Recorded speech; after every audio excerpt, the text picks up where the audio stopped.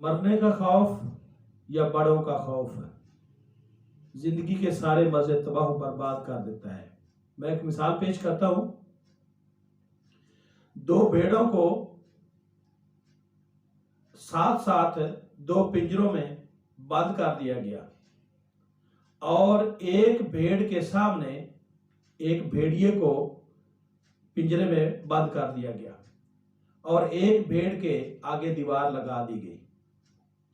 اب 10 دن تک دونوں بھیڑوں کو برابر خوراک کھانا پینا دیا گیا، لیکن جو بھیڑ بھیڑیے کے آمنے سامنے تھی اس نے کھانا پینا چھوڑ دیا اور وہ 10ویں دن مر گئی، جبکہ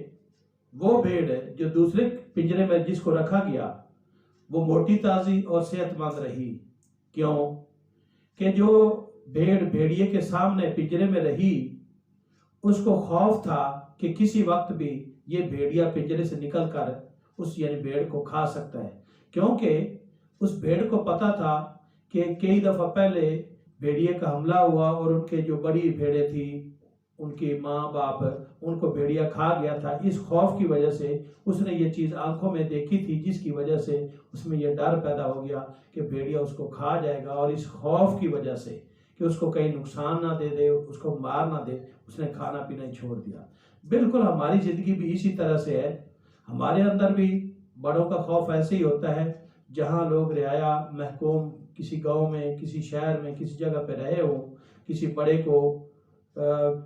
بڑے گاؤں کے بڑے زمیندار کے گھر یا بڑے گاؤں میں لوگ رہے ہوں اور وہاں کے رعایا نے اگر کوئی جرت یا بات کرنے کی کوشش کی ہو تو اس نے پکڑ کے اس غریب آدمی کو کتوں کے آگے ڈال دیا یا اس کو مارا یا اس کی ٹانگیں توڑ دی یا اس کو نقصان پہنچایا، تو اب اس کا بیٹا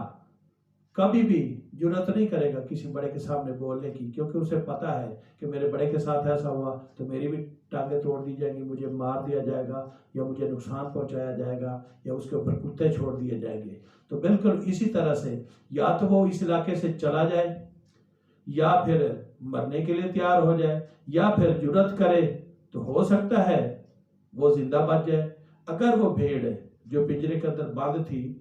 جو بھیڑیے کے سامنے تھی، اگر وہ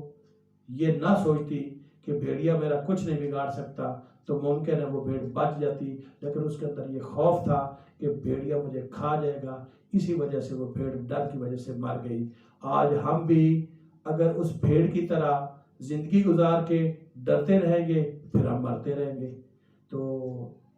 میری یہ دعا ہے کہ آپ کے اندر حوصلہ، جرت اور بہادری ہونی چاہیے اور حق کی خاطر آپ کو ڈٹ جانا چاہیے۔ زندگی موت اللہ کے ہاتھ میں ہے۔